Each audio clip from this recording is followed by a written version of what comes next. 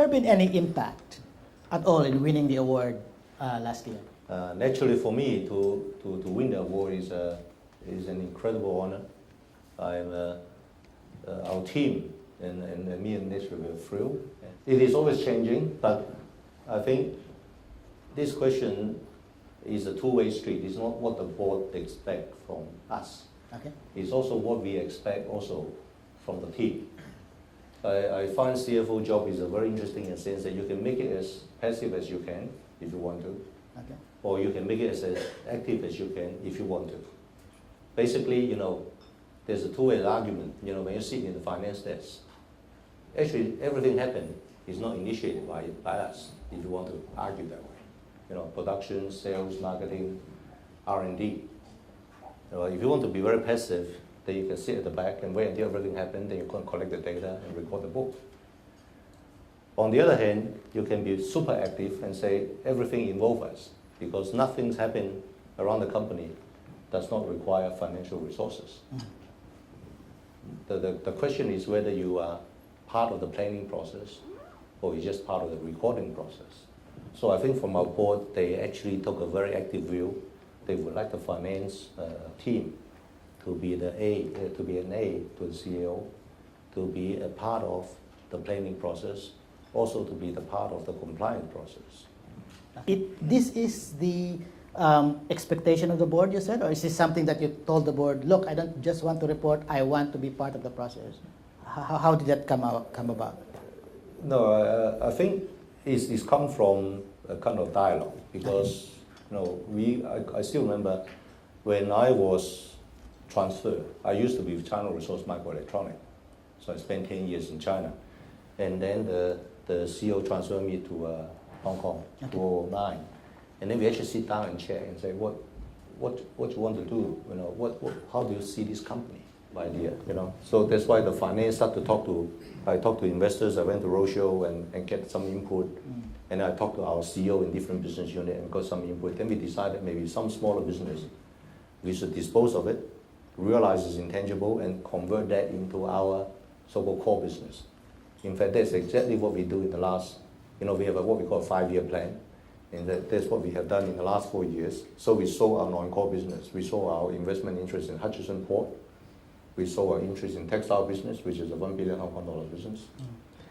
We sold our interest in Calvin Klein, franchisee.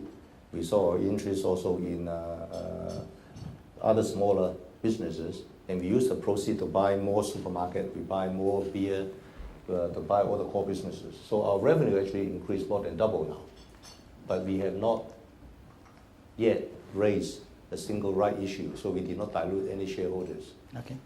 And also, we're still trading on net cash positions. Okay.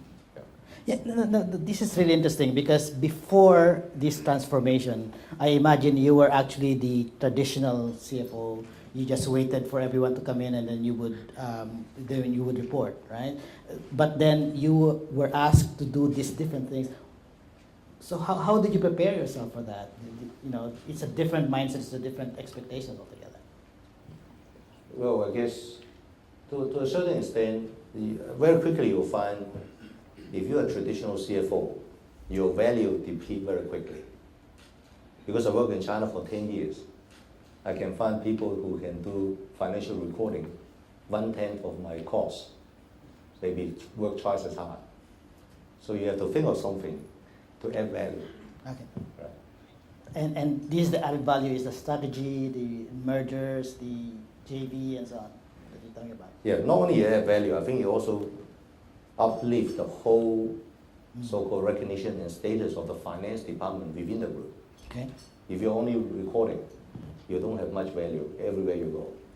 Okay. Now that you're part of the planning, then actually it's a different equation. But you can only do that if you have the capability and you have the expertise, you have the experience, you have, if you are more than an accountant, right? So how do you change that mindset and add to your skill sets in order to be doing what you did? No, I just came back from Shanghai. Okay. This morning. Actually, I'm a bit worried that I may not be here because of the typhoon. Okay. But I always encourage my team is that we have to get away from our office. You know, a lot of finance managers just sit in the office and spend 10 hours doing all this analytical work, right? But actually no one read it. Okay. Even they read it, they don't believe it because they think you're only academic. So why do it? It's better you go down on the field, talk to the manager on the job, Okay. understand where the number coming from. If you make extra $10 profit today, understand where the $10 coming from. Is it sustainable? Or is it just pure luck? You know, I just happened to hit a good run. Okay. Now, if you lost $5 today, what makes it losing the $5? Does it concern you because the $5 may become $50 loss? Or is it, again, something under control? See, the problem with a lot of finance is they spend so much time doing analytical work without any insight. Okay. So they use a lot of tools, very complicated tools. But once you did the job done, the CEO, typically, if you check carefully who read the report and how long do they read the report. Some people read it for maybe 3 minutes and then it's out. And then 3 weeks later, that report out of date. It's no longer useful. So you spend another 10 hours updating your report again. So I always, whenever my finance team spending time make a report, I always ask the question, who is reading it? Do they bring that report to their meeting? Does that report change the decision making or help the decision making? If that report not doing that job, that function, don't do it. You better go and sit and have lunch with your sales manager, have lunch with your factory manager.